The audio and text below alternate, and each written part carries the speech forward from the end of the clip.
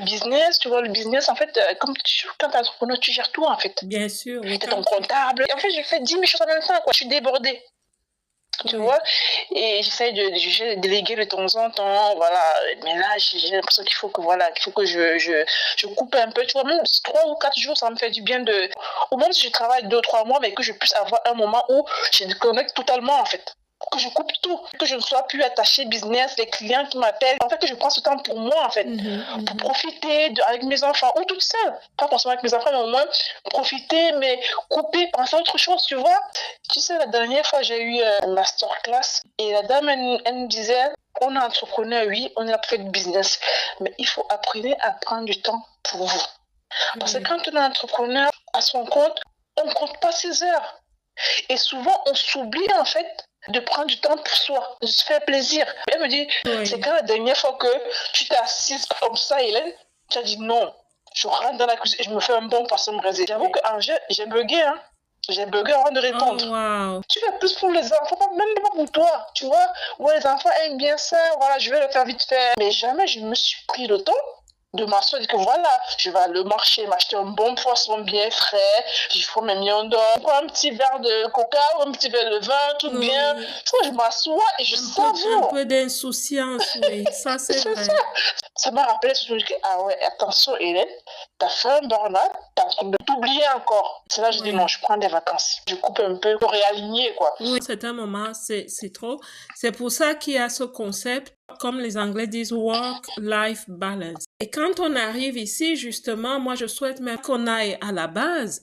Quand on parle, par exemple, de la solitude culturelle, ça veut dire que quand on arrive ici, on est totalement dépaysé parce qu'on s'est détaché de nos racines. C'est là où ça commence. Moi, j'ai vécu la solitude, mais imagine, pourtant, j'habitais avec un parent, le frère de ma mère, mais j'ai quand même vécu la solitude. Oui. Pour te dire à quel point ceux qui n'ont pas de famille, comment ça doit être plus compliqué pour eux. Oui, le dépaysement. Moi, je n'habitais pas seule, voilà. J'ai vécu le dépaysement, j'ai vécu la solitude d'avoir quitté ma famille, mes racines. Pourtant, je vivais en famille.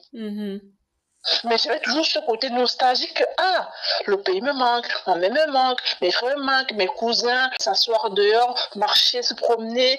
Certes, je le faisais aussi, où j'étais, en Angleterre, mais c'était pas pareil, tu vois. La chaleur du pays me manquait, en fait, on va dire ça comme ça, c'est la chaleur qui me manquait. Pourtant, j'avais mon oncle avec moi. J'imagine même pas ceux qui viennent, ils n'ont personne. Quand j'ai commencé à faire les cours, j'ai rencontré des étudiants comme moi, et là, ils me racontaient leur vécu. Et il y en a qui me disaient, moi, je suis arrivée, personne n'est venu à la retour me chercher. J'étais choquée, Angèle. Oh, wow. Il me disait, oui, Hélène, tu sais, moi, j'ai dû faire ci, j'ai dû appeler l'école pour qu'on trouve quelqu'un qui me héberge même 2 jours, le temps de me trouver. Mais en fait, ils ont souffert. Et moi, j'ai pas connu ça. C'est là où, voilà, moi, à ce moment, c'est là où j'ai pris conscience que j'avais de la chance à m'ouvrir un peu. C'est là où j'ai commencé j'étais trop nostalgique.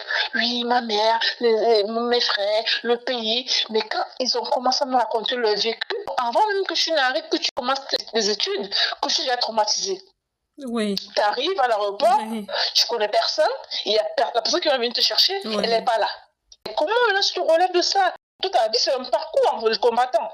Quand tu arrives, tu n'as personne. Il faut trouver quelqu'un pour t'accueillir. Tu ne connais personne.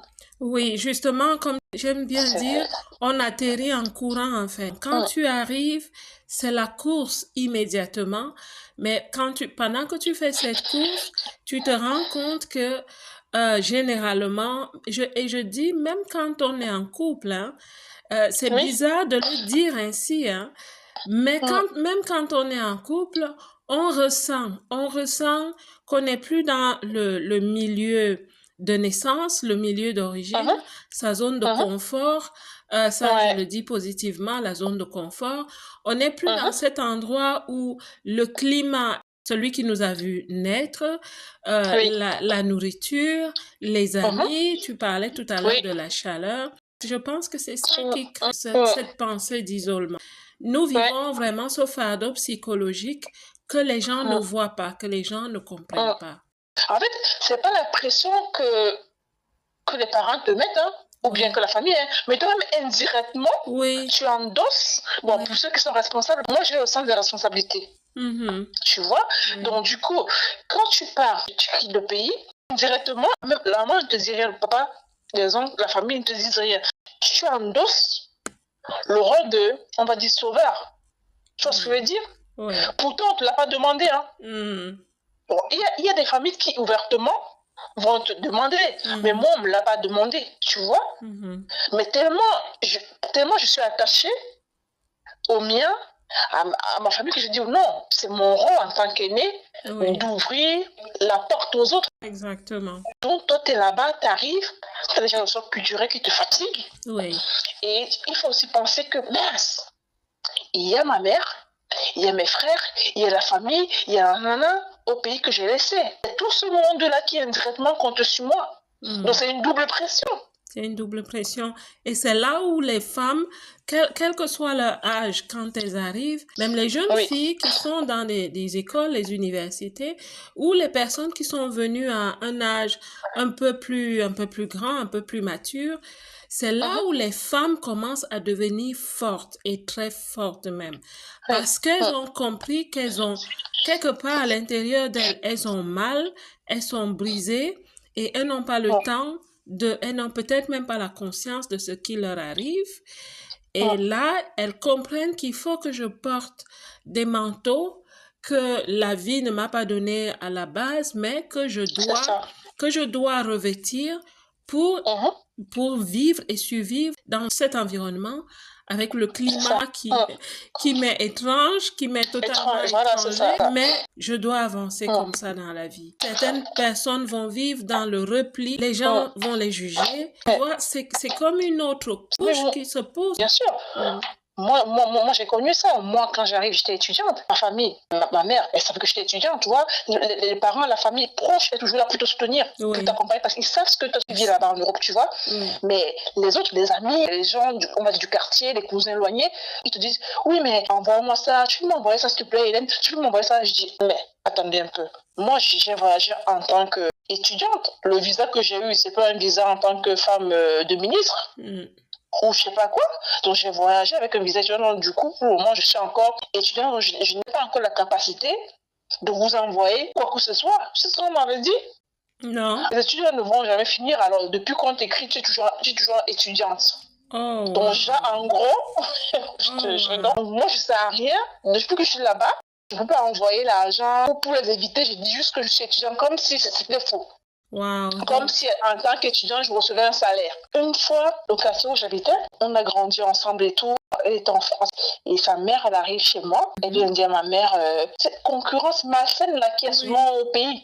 Dire à ma mère que voilà ce que ma fille m'a acheté. Angèle m'a acheté ci, elle m'a envoyé ça, elle m'a envoyé ci. Comme moi, je n'envoyais rien à ma mère parce que moi, j'étais encore à l'école, tu vois. Ma mère est venue me dire ça. Oh, wow. Ça m'a tué. Oui, c'est la pression. Ah, mais je te dis, j'ai pleuré. Je dis, mais pourquoi elle vient te dire ça? En gros, c'est comme pour te narguer, quoi, pour te dire, voilà, ok, voilà, ta fille est là-bas, elle sait rien, c'est quoi, elle n'avance pas, 2 ans, elle étudie toujours et tout, elle t'envoie rien. J'étais dégoûtée. Et ça contribue aussi à toutes les charges mentales, parce que chez nous, c'est naturel, la solidarité. Mais quelque part aussi, ça te met sur les chapeaux de roue, quoi. Ça te fait devenir un peu... oui, il faut être proactif dans la vie, mais tu deviens assertive.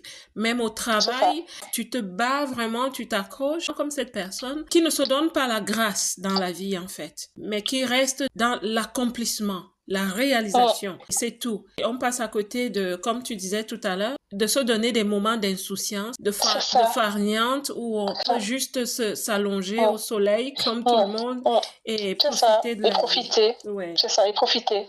Rigoler, c'est tout. Des moments simples, quoi. Des moments simples de la vie qu'on a oublié de faire. J'ai remarqué aussi que les femmes africaines dans la diaspora, nos agendas sont plus chargés de devoirs que de droits. Et j'ai remarqué aussi qu'on n'apprend même pas à connaître nos droits parce que nous sommes plus dans le registre de je dois le faire Parfois, Hum, c'est des personnes qui disent, je suis arrivé tellement tard en Europe que je n'ai pas le temps à perdre. Il faut que je cours, comme la chanson de quoi. Oui, tu Rihanna. vois, voilà. Donc, on se retrouve dans ce système-là. C'est pas bien pour nos vies, la santé mentale. Souvent, tu sais, Angèle, je te coupe pas, mais c'est la concurrence aussi. Moi, franchement, je dis, il faut avancer à son rythme. Exactement. Tu ne sais pas par quoi les gens ils passent ici. Donc, on n'a pas tous le même parcours. Mm-mm. Tu peux arriver aujourd'hui en Europe, demain, tu construis une maison au pays. C'est OK. Tu peux arriver, tu fais 10 ans, tu n'as même pas une maison. C'est pas grave, donc avance à ton rythme. Chacun a son étoile, moi je dis toujours. Mm. Moi, je Exactement. regarde pas ce que les autres font. Hein. Moi, je vais à mon rythme. Je me Exact. prends même pas la tête. Ouais. T'as beau avoir ta voiture, 10 voitures, 10 maisons au pays, c'est ton problème, c'est ton étoile. Et puis voilà, je peux t'encourager, je peux t'aider, t'applaudir, je peux apprendre de toi, j'apprends de toi, mais je ne veux pas de pression. C'est la pression qui nous fait, on fait des burn-out, on entre dans n'importe quoi, je sais pas, où on commence à faire n'importe quoi en Europe. Non, tu avances à ton rythme et accepte ce que je t'ai donné. Tout le moment, tu vis des périodes difficiles, tu n'arrives pas à joindre le debout, mais c'est pas grave, c'est une étape de ta vie qui te dit que demain après demain, c'est Dieu, il va pas te bénir, conduire ta voiture de rêve ou bien construire ta maison de rêve au pays. Tout doucement. Il ne faut pas regarder ce que les autres font, il faut aller doucement et se dire, OK, je remets tout entre les mains de Dieu, j'avance doucement, je suis ce que je fais, j'ai mes objectifs, j'y vais tout doucement. Je ne me prends pas la tête. Exactement. C'est parce que l'autre a construit une maison à sa mère ou bien elle a acheté une télévision écran plasma, combien de pouces, je ne sais pas quoi, que je vais aller voler ou bien je ne sais pas quoi pour pouvoir aussi en faire paraître ma mère. Non, tu vas doucement et à ton rythme. Exactement. Le peu que tu as, que si tu peux aider, tu aides. Tu ne peux pas te dire, OK, c'est chaud sur moi aujourd'hui, ce mois, je n'ai rien. Voilà, ils vont comprendre. Pas de pression. Généralement, on n'a pas une conversation authentique et ouverte avec les nôtres au pays. Généralement, on essaye de leur montrer une image de la vie ici qui n'est pas la vraie, en fait. Et c'est pour ça que les gens se retrouvent aussi dans ce genre de piège. Parce que si on sait converser avec les siens, quand ça ne va pas, leur dire que ça ne va pas. Quand on a perdu son boulot, qu'on leur dise qu'en ce moment, vraiment, la saison est basse pour moi. On va souffrir, on va un peu attendre jusqu'à ce que ça devienne mieux. Rester toujours dans cette transparence. Et j'avoue que c'est là aussi où le bas blesse quand on est ici par rapport aux gens du pays. Parce que la vérité est que nos pays ne sont pas vraiment développés comme ici, tu vois.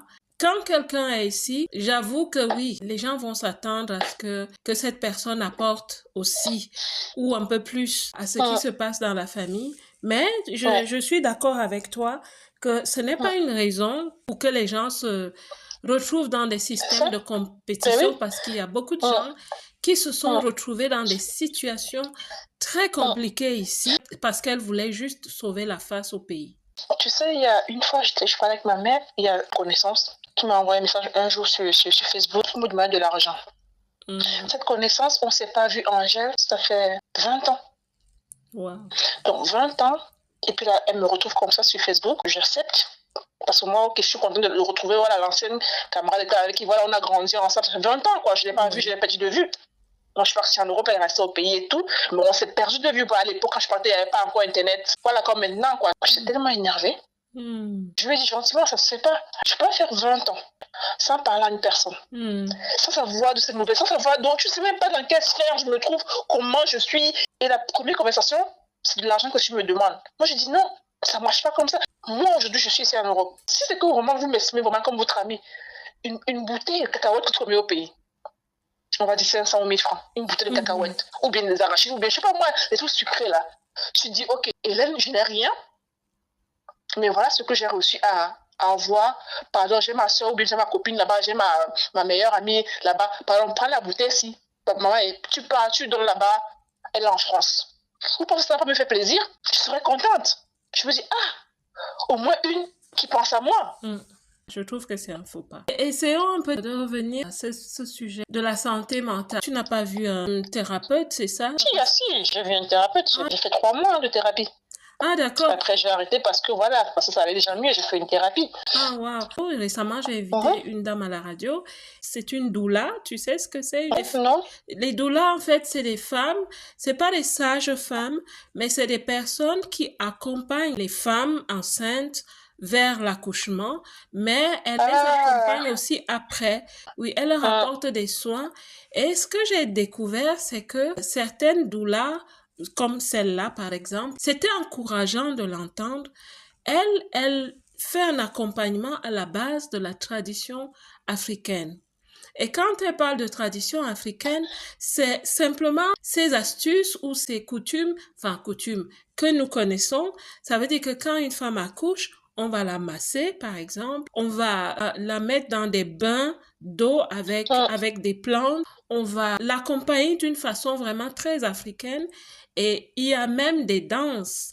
Les danses africaines. Oui. C'est là qu'elle nous dit que nos danses, en fait, ne sont pas juste, disons, sensuelles comme on le pense, mais le fait de, par exemple, bouger les hanches est un acte, en fait, d'activer la vie au niveau des hanches et des reins. C'est-à-dire de nourrir la vie à ce niveau-là avec une énergie, en fait. Et dans le cadre de ces accompagnements, elle amène les femmes à faire ces contorsions-là comme si elles dansaient. Et quand elles marchent avec intention. Et c'est là qu'elle nous rappelle, mais est-ce que vous vous souvenez de comment les femmes marchent parfois en Afrique?